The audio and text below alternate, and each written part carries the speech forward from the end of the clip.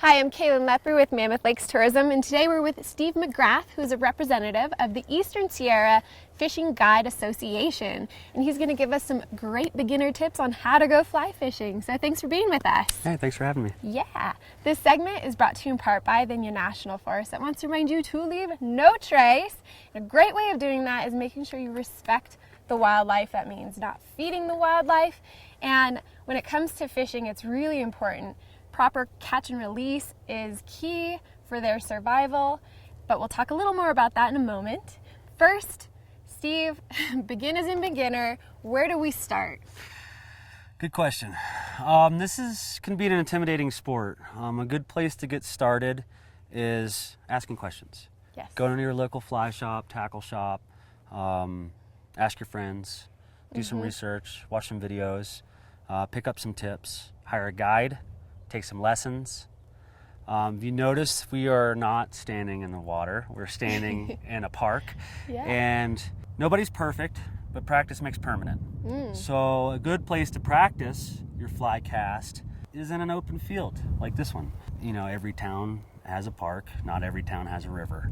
Yeah. And it's sometimes good before your vacation or your trip to go out and to try the sport out a little bit without all the obstacles and not all the fish distracting you. Yeah, it's super key. I just noticed in us practicing a little bit, what a difference that makes. You know, you think you have the head knowledge of what to do, but until it's like in your hand, you're getting that 10 and 2. It's not easy. So to get a little miles under your belt, per se, really helps. Yeah, it does help. Yeah. And it takes out some of the distractions and allows you to focus on the techniques. Right, exactly. So I've probably done all of the rookie mistakes you can make, but what are some rookie mistakes we can avoid?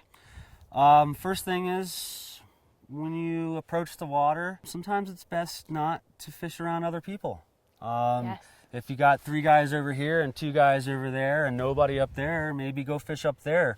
Those fish are maybe less spooked and you have a better chance of finding a fresh fish. Right. That's a certain etiquette thing too, to go out and enjoy yourself in a little bit of solitude.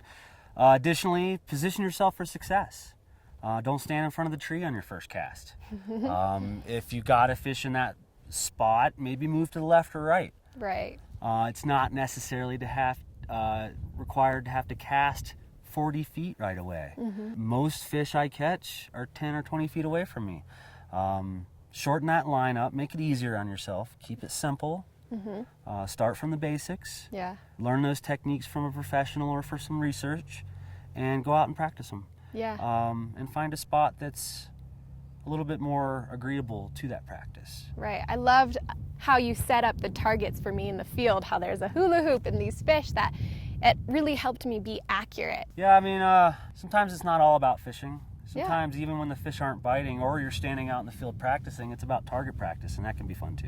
Yeah, it definitely is. So when it comes to respectful catch and release, what are some practices that we can do? I practice catch and release fishing. I like there to be just as many fish or not more for my grandkids one day or future visitors. And by that, I mean I like to release all the fish I catch. I like to keep fish in water. If I'm going to release them, might as well release them healthy. And a net is good to use. It's best to use. There's a misconception about using towels to handle fish, and the towel actually rips that protective slime coat off the fish, as well as handling the fish with your hands.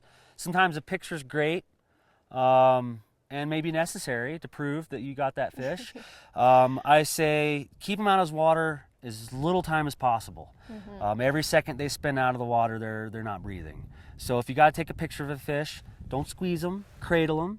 Get your hands wet first so you don't take that slime coat layer off, and lift the fish quickly for a picture and put it back quickly. Yeah. When releasing the fish, give them some time to recuperate. Specifically, probably in the net would be best. Let him swim out on his own power.